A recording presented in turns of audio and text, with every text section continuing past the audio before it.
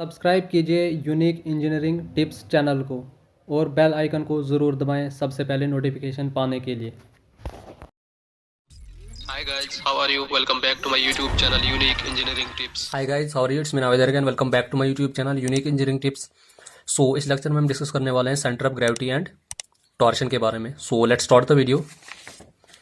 सो first हम यहाँ पे डिस्कस करेंगे सेंटर ऑफ ग्रेविटी क्या होता है। Centre of gravity means it is the point at which whole weight of the body is suppose to be concentrated. It is denoted by CG और capital G। तो centre of gravity एक ऐसा point होता है जहां पे whole weight of the body concentrated होता है। इसको हम सिंपली G से डिनोट करते हैं। So it generally depends upon the shape of the body and it may or may not lie within the center of the body. तो हमारा जो सेंटर ऑफ ग्रेविटी है वो generally shape of the body पे depend करता है and it may और may not lie within the centre of the body. So next हम इसमें देखेंगे सेंट्राइड क्या होता है। Centroid is also known as centre of area. It is the point where whole area of the figure is suppose to be concentrated. So the difference between CG and centroid is in case of CG it is the point at which whole weight of the body is supposed to be concentrated and in case of centroid it is the point at which whole area of the figure is supposed to be concentrated. in general sense अगर हम देखेंगे both CG and centroid lies at the same point. सिर्फ difference इसमें ये है कि इसमें हम वेट को कंसिडर करते हैं और इसमें हम एरिया को कंसिडर करते हैं। So as you can see here it is the position of centroid of plane geometrical figures. यहाँ पे अलग अलग फिगर्स हैं, उनका अगर हम सेंट्राइड फाइंड आउट करना होगा तो हम कैसे फाइंड आउट कर सकते हैं। इन केस ऑफ रेक्टेंगल, रेक्टेंगल का एरिया क्या होता है B/H। एक्स बार निकालने का फॉर्मूला इसमें B/2 और वाई बार निकालने का फॉर्मूला है H/2। As you can see here figure में यहाँ पे इन्होंने दिखाया है this is y bar and this is x bar. So next इसमें जाता है हमारे पास ट्राइंगल। ट्राइंगल का एरिया हो गया BH/2, एक्स बार हो गया B/3 और वाई बार हो गया H/3। उसके बाद नेक्स्ट हमारे पास जाता है सर्कल।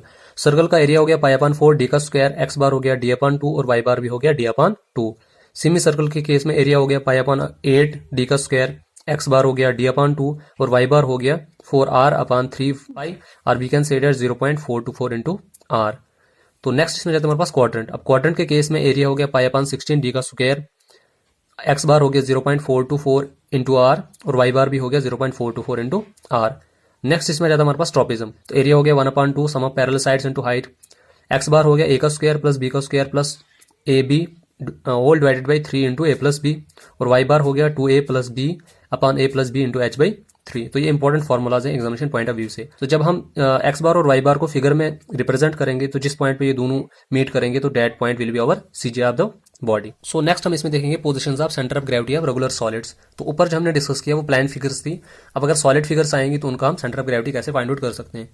फर्स्ट इसमें जाता है हमारे पास अगर सिलेंडर होगा, सिलेंडर का वॉल्यूम हो गया πr²h। तो फिगर में इनने एक्जैक्टली दिखाया हुआ कि CG हम कैसे फाइंड आउट करेंगे H/2 फ्रॉम बेस। नेक्स्ट इसमें जाता है हमारे पास स्पेयर। स्पेयर का वॉल्यूम हो गया 4/3 πr³। तो इसका CG हो गया R फ्रॉम बोथ साइड, यहां से भी R और यहां से भी R। हेमिस्फेयर के केस में वॉल्यूम हो गया इसका 2/3 πr³ और इसका CG हो गया 3/8 R फ्रॉम बेस। उसके बाद जो है राइट सर्कुलर कोन के केस में अगर हम देखेंगे वॉल्यूम हो गया इसका 1/3 πr²h और इसका CG हो गया H/4 फ्रॉम बेस। और इस साइड से अगर हम देखेंगे R तो यहां से R और यहां से H/4 पे हमारा CG पॉइंट मिल जाएगा। सो नेक्स्ट हम इसमें देखेंगे centroids of composite figures in terms of area. अगर हमने कंपोजिट फिगर्स का सेंट्राइड निकालना होगा इन टर्म्स ऑफ एरिया तो हम कैसे फाइंड आउट करेंगे। एक्स बार हम कैसे यहां से फाइंड आउट करेंगे A1 x1 plus A2 x2 plus dash dash dash AN xn whole divided by A1 plus A2 plus dash dash AN। तो यहां से अगर हम इसका सबमिशन करेंगे तो x bar is equal to submission of AX upon submission of A। तो y bar same in case of यहाँ पे हमने क्या करना है एक्स को वाई के साथ रिप्लेस कर देना है। तो वाई बार निकलेगा A1 y1 plus A2 y2 plus dash dash dash AN yn divided by sum of areas. तो therefore Y bar is equal to submission of AY upon submission of A। Next हम देखेंगे centroids of composite figures in terms of weight. ये था इन terms of area. तो इन terms of area और इन terms of wait में सिर्फ इतना difference है, जहां पे हम एरिया पुट कर रहे थे वहां पे आप क्या करना है वेट को पुट कर देना है। तो यहाँ पे हो जाएगा W1 x1 plus W2 x2 plus dash dash dash WN xn upon submission of weight. तो हमारे पास फॉर्मूला बन जाएगा X bar is equal to submission of WX upon submission of W। Similarly Y bar निकालने के लिए यहाँ पे क्या करना है एक्स को वाई के साथ रिप्लेस कर देना, फॉर्मूला वैसे ही बन जाएगा। तो फाइनल फॉर्मूला इसका जाएगा submission of WY upon submission of W। So Z बार हमारे पास यहाँ से क्या हो जाएगा Z बार हो जाएगा submission of WZ upon submission of W। So next हम इसमें देखेंगे centre of gravity in few simple cases. तो फर्स्ट इसमें आता है CG of right circular cone. अगर हमने राइट सर्कुलर कोन का CG फाइंड आउट करना होगा तो हम कैसे फाइंड आउट करेंगे। इन केस ऑफ सॉलिड कोन इसके लिए CG निकालने का फॉर्मूला हो गया H/4 फ्रॉम बेस। हॉलो कोन के लिए फॉर्मूला हो जाएगा H/3 फ्रॉम बेस। तो CG of hemisphere, solid hemisphere के लिए फॉर्मूला हो गया 3R/8 फ्रॉम बेस और हॉलो हेमिस्फेयर के लिए हो गया R/2 फ्रॉम बेस। तो नेक्स्ट इसमें जाता है हमारे पास CG of semi circular lamina. तो सेमी सर्कुलर लेमिना के केस में जो सीजी निकालने का फॉर्मूला है वो 4r/3, और इसके लिए CG of semi circular r के लिए फॉर्मूला क्या है 2r/5। तो आई होप कि आपको यहाँ तक ये चीजें क्लियर हो गई हैं। सिंपल फॉर्मुलाज ही हैं, तो यही फॉर्मुलाज इंपॉर्टेंट है यहाँ एग्जामिनेशन पॉइंट ऑफ व्यू में आने के ज्यादा इन्हीं के चांसेस हैं, तो आप इन्हीं फॉर्मुलाज पे ज्यादा फोकस देना। सो नेक्स्ट हम इसमें डिस्कस करेंगे टॉर्शन। अब टॉर्शन क्या होता है? Torsion simply means the torque it is equal to applied force into radius of shaft, torque causing twisting moment and it causes shearing stresses and strains in the shaft.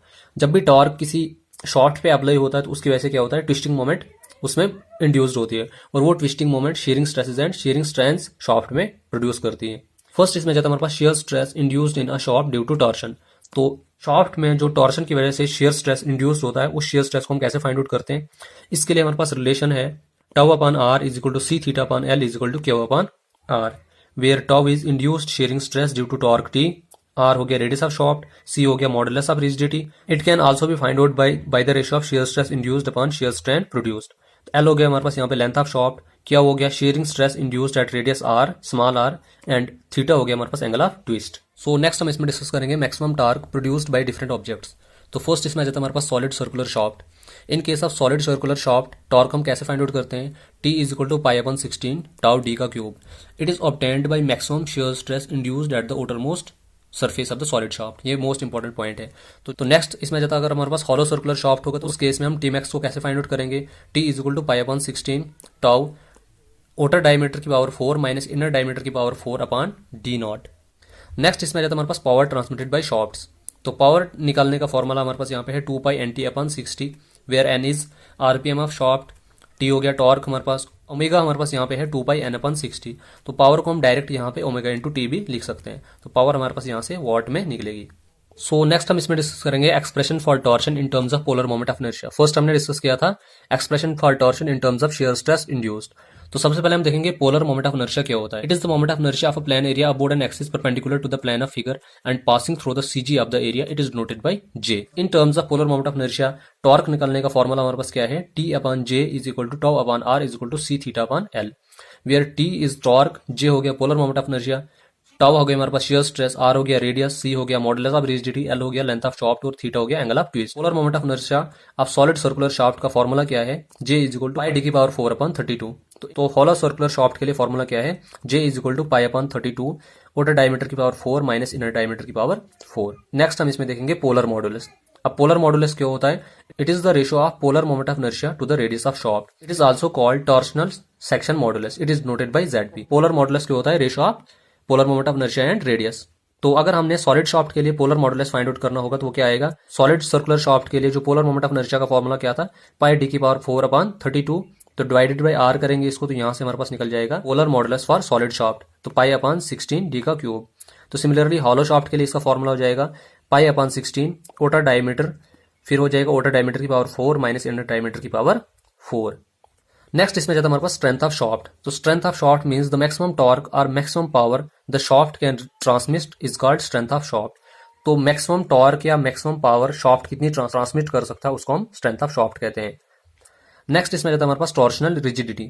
अब torsional rigidity क्या है? It is the product of modulus of rigidity and polar moment of inertia. It is also known as stiffness. तो modulus of rigidity और polar moment of inertia का जो product आता है, that product is known as torsional rigidity. It is also known as stiffness.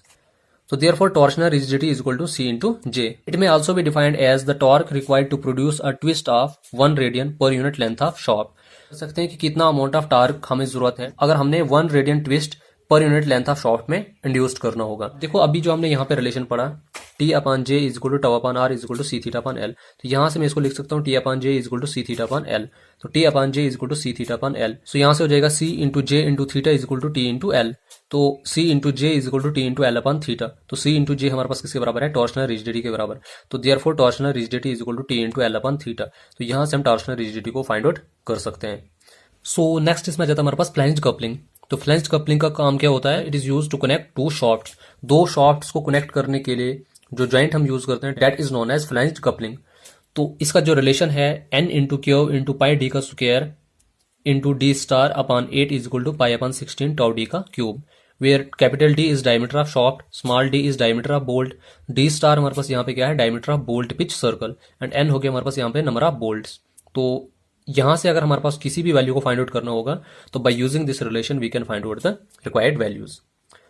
Next हम इसमें देखेंगे combined bending and torsion. Combined bending and torsion का मतलब होता है जब भी शाफ्ट पे टॉर्शनल फोर्स एक्ट करती है तो उसकी वजह से ट्विस्टिंग मोमेंट तो ऑब्वियसली बात है उसमें काज होगी ही होगी, but besides twisting moment it also causes bending stress, shearing stresses and shearing strain in the shaft. तो bending stress at any point due to bending moment कैसे हम यहाँ पे फाइंड आउट करेंगे, M upon I is equal to sigma upon Y. तो यहां से हमारे पास जो बेंडिंग स्ट्रेस हो जाएगा M into y upon I, where M is moment, I is moment of inertia and y हमारे पास यहाँ से क्या हो जाएगा डी अपॉन टू, जो डायमीटर ऑफ शाफ्ट होगा उसको डिवाइडेड बाय 2 करेंगे तो यहाँ से हमारे पास वाई निकल जाएगा। So maximum bending stress on the surface of shaft denoted by sigma B is equal to 32 M upon pi D का cube and maximum shearing stress on the surface of shaft is equal to 16 pi upon pi D का cube. Now for solid shaft major principal stress is equal to 16 upon pi D का cube M plus root of M square plus D का square and minor principal stress is equal to 16 upon pi d का cube m minus root of m का square plus d का square. there is only one difference between this and this formula is that यहाँ पे plus और यहाँ पे minus है, बस इतना ही फर्क है दोनों में। और मैक्सिमम शियर स्ट्रेस हम यहाँ से कैसे फाइंड आउट करते हैं, जो मेजर प्रिंसिपल स्ट्रेस होगा उसको माइनस कर देंगे माइनर प्रिंसिपल स्ट्रेस से डिवाइडेड बाई 2, तो यहाँ से हमारे पास निकल जाएगा मैक्सिमम shear stress। तो it is equal to 16 upon pi D का cube root of M square plus D का square, where M is moment and T is torque. तो हॉलो शाफ्ट के केस में जो ये डी क्यूब है इसको रिप्लेस कर देना हमने आउटर डायमीटर की पावर 4 माइनस इनर डायमीटर की पावर 4, बाकी फॉर्मूला सारे के सारे सेम रहेंगे। तो यहाँ पे अगर हमने tan थीटा को फाइंड आउट करना होगा तो वो किससे बराबर हो जाएगा, T upon M, where T is torque and M is bending moment. तो tan थीटा यहाँ पे क्या रिप्रेजेंट करता है, positions of plane on which they act, that is principal stress, torque etcetera, bending stress किस प्लेन पे act करते हैं तो उसको हम यहाँ पे tan थीटा से रिप्रेजेंट करते हैं। तो आई होप कि आपको यहां तक ये चीजें क्लियर हो गई होंगी। नेक्स्ट पॉइंट नंबर 10 हमारे पास यहाँ पे आ जाता है strain energy stored in a shaft due to torsion. तो टॉर्शन की वजह से जो शाफ्ट में स्ट्रेन एनर्जी स्टोर्ड होगी तो उसको हम कैसे फाइंड आउट करेंगे। In case of solid shaft it is denoted by capital U, तो therefore capital U is equal to tau square upon 4c into V, where c is modulus of rigidity and v is volume of shaft. तो इसको हम कैसे find out करेंगे, यहाँ पे pi R square L. तो hollow shaft के case में जो स्ट्रेन एनर्जी किसके बराबर आएगी, यहाँ पे tau square upon 4c D square into D square plus D square into V. Next इसमें जाता है हमारे पास टॉर्शन ऑफ टेपर्ड शाफ्ट। अगर हमारे पास शाफ्ट जो होगा टेपर्ड होगा तो उस केस में हम टॉर्शन को कैसे फाइंड आउट करेंगे। तो इसका जो रिलेशन है theta is equal to 32 into T divided by pi into C into 1/3k into 1/d1 का क्यूब माइनस 1/d2 का cube, where d1 is diameter of larger end d2 is diameter of smaller end. Obviously बात है कि tapered बार shaft होगा, एक side से ज्यादा dia होगा और एक साइड से कम डाया होगा, तो k is equal to d2 minus d1 upon l। So next topic इसमें आ जाता है हमारे पास स्प्रिंग्स। तो स्प्रिंग्स क्या होता है, these are the elastic bodies which absorbs energy due to resilience and it can be released whenever required. Spring जो है इलास्टिक बॉडीज होती है जो एनर्जी को एब्जॉर्ब करती है और उस एनर्जी को जब हम चाहें फिर उसको रिलीज कर सकते हैं। A spring which can store और we can say that a spring which can absorb maximum amount of energy is the best spring. तो स्प्रिंग्स हमारे पास जनरली दो कैटेगरीज में क्लासिफाइड है, लैमिनेटेड और लीफ स्प्रिंग्स, और नेक्स्ट इसमें आता है हमारे पास हेलिकल स्प्रिंग्स। फर्स्ट इसमें जाता है हमारे पास लैमिनेटेड और leaf springs. It is used to absorb shocks in railway wagons, coaches, road vehicles etcetera. Simple and most common example आपको मैं दूंगा लैमिनेटेड या लीफ स्प्रिंग्स की। बाइक्स में जो शॉकर्स लगे होते हैं या गाड़ियों में जो शॉकर लगे होते हैं, that are the examples of laminated और लीफ स्प्रिंग्स। अब इनका फंक्शन क्या होता है, सडन शॉक्स को रेजिस्ट करना। अब अगर हमने maximum bending stress developed in the plate find out करना होगा यहाँ से, तो हम कैसे फाइंड आउट करेंगे, sigma is equal to 3WL upon 2N BT square, where W is point load acting at centre of spring, L हो गया span of spring, T thickness of each plates, N हो गया number of plates. तो central diffraction of spring अगर find out करना होगा तो वो कैसे फाइंड आउट करेंगे, small delta is equal to sigma L square upon 4ET, where E is modulus of elasticity, T thickness, L हो गया span of spring. So next इसमें आ जाता है हमारे पास हेलिकल स्प्रिंग्स। अब हेलिकल स्प्रिंग्स हमारे पास फर्दर क्लासिफाइड है दो कैटेगरीज में, closed coiled helical springs and open coiled helical springs. तो Tmax अगर हमने यहाँ से फाइंड आउट करना होगा तो वो हम कैसे फाइंड आउट करेंगे, 16W into R upon pi D का क्यूब। एंड स्टिफनेस अगर हमने यहाँ से स्प्रिंग की फाइंड आउट करनी होगी तो हम कैसे फाइंड आउट करेंगे, S is equal to C into D की पावर 4 64 R का cube into N। This is the most important formula. Stiffness जो है ये वाला फॉर्मूला इंपॉर्टेंट है एग्जामिनेशन पॉइंट ऑफ व्यू से। सो नेक्स्ट हम इसमें डिस्कस करेंगे स्क्रू फ्रिक्शन। ये एक्चुअली मैं कल का जो मैंने लेक्चर अपलोड किया था फ्रिक्शन और मोमेंट का, तो फ्रिक्शन का एक छोटा सा पार्ट यहाँ पे छूट गया था हमें, तो वो इस वीडियो में मैं कवर कर रहा हूँ। तो यहाँ पे टॉपिक है हमारे पास स्क्रू फ्रिक्शन। तो स्क्रू फ्रिक्शन का मतलब क्या होता है, it is the friction experienced by screw threads, bolts, nuts etcetera. तो जो भी थ्रेड्स में फ्रिक्शन होती है, नट्स एंड बोल्ट्स में फ्रिक्शन आती है, तो that is known as screwed friction. अब हमारे पास जो स्क्रू थ्रेड्स होते हैं वो जनरली दो कैटेगरीज में क्लासिफाइड है। ये हमारे पास वी शेप्ड भी हो सकते हैं या फिर स्क्वायर शेप्ड भी हो सकते हैं। तो इसमें जो वी शेप्ड है ज्यादा स्ट्रॉन्गर होते हैं as compare to square shaped threads. Square threads are used in case of screw jack. तो जो स्क्वायर थ्रेड्स हैं इनको हम जनरली स्क्रू जैक में यूज करते हैं। अब स्क्रू जैक ये एक लिफ्टिंग अरेंजमेंट है। गाड़ी में जो छोटा सा जैक होता है उसको हम किस लिए यूज करते हैं? व्हीकल को लिफ्ट करने के लिए। तो that is the most common example of screw jack. It works on the principle of inclined plane. तो जो फ्रिक्शन का इंक्लाइंड प्लेन का प्रिंसिपल था उसके बेसिस पे स्क्रू जैक वर्क करता है। जैक है, जैक में हमारे पास थ्रेड जो है स्क्वायर थ्रेड भी हो सकते हैं और वी शेप्ड थ्रेड भी हो सकते हैं। मोस्टली अगर हम देखेंगे ज्यादातर हम उसमें स्क्वायर थ्रेड्स ही यूज करते हैं, बट इन सम केसेस हम उसमें क्या करते हैं? वी शेप थ्रेड भी यूज करते हैं। Screw jack with square threads. तो इस केस में अगर हमने एफिशिएंसी फाइंड आउट करनी होगी तो हम कैसे फाइंड आउट करेंगे? 10 अल्फा अपॉन 10 अल्फा प्लस 5। तो 10 अल्फा को हम कैसे फाइंड आउट कर सकते हैं? P upon pi D M, where P is pitch and D M is mean dia. Maximum efficiency को कैसे फाइंड आउट कर सकते हैं? 1 minus sine 5 upon 1 plus sine 5। So next हम इसमें डिस्कस करेंगे कुछ इंपॉर्टेंट पॉइंट्स के बारे में। तो फर्स्ट पॉइंट इसमें जाता है weight of a body is proportional to its mass. As weight हमारे पास किससे बराबर होता है? W is equal to mg। तो जितना ज्यादा मास होगा बॉडी का उतना ज्यादा वेट बढ़ता जाएगा। तो वेट और मास जो है आपस में डायरेक्टली प्रोपोर्शनल है। तो ऑब्वियस सी बात है मास की वैल्यू बढ़ेगी तो वेट यहां से बढ़ता जाएगा, क्योंकि g की वैल्यू तो कांस्टेंट रहनी है 9.81। नेक्स्ट इसमें जाता है हमारे पास CG of some objects can be find out by balancing the object on a point. तो कुछ ऑब्जेक्ट्स ऐसे हैं जिनका हम CG सिर्फ उनको बैलेंस करके भी फाइंड आउट कर सकते हैं। सो पॉइंट नंबर थर्ड इसमें जाता है when a shaft is made up of different lengths end of different diameters the torque transmitted by individual section should be calculated first and the strength of the shaft will be minimum of the two. तो जब shaft जो है हमारे पास different lengths और different dia का बना हुआ होगा तो उस केस में हमने क्या करना है? अलग अलग वैल्यूज फाइंड आउट करनी है टॉर्क की दोनों केसेस के लिए। फिर उसके बाद जो हम स्ट्रेंथ हम यहाँ पे किसको कंसिडर करेंगे? जो मिनिमम वैल्यू होगी दोनों में से, तो उसको हम यहाँ पे स्ट्रेंथ ऑफ शाफ्ट मानेंगे। पॉइंट नंबर फोर्थ हमारे पास यहाँ पे आ जाता है total torque transmitted by a composite shaft is the sum of torque transmitted by each individual shaft but angle of twist will be same in each shaft. तो जब हमारे पास शाफ्ट जो होगा कंपोजिट मटेरियल्स का बना हुआ होगा, मतलब एक से ज्यादा मटेरियल्स का बना हुआ होगा, उस केस में हमने क्या करना है? हर इंडिविजुअल मटेरियल के लिए अलग अलग टॉर्क की वैल्यू निकालनी है। फिर उसके बाद जो टोटल टॉर्क की वैल्यू आएगी वो आएगी combination of all the torque values जो हमने इंडिविजुअल शाफ्ट के लिए फाइंड आउट की हुई होगी। इसमें एक और इंपॉर्टेंट पॉइंट है, एंगल ऑफ ट्विस्ट जो है वो हर शाफ्ट के लिए सेम ही रहेगा।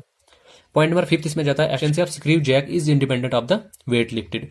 तो जो स्क्रू जैक की एफिशिएंसी है वो इंडिपेंडेंट होती है, डजंट मैटर वेट का उस पर कोई भी इफेक्ट नहीं पड़ता है। सिक्स्थ पॉइंट इसमें जाता है हमारे पास square threads takes load perpendicularly and V threads doesn't take perpendicularly.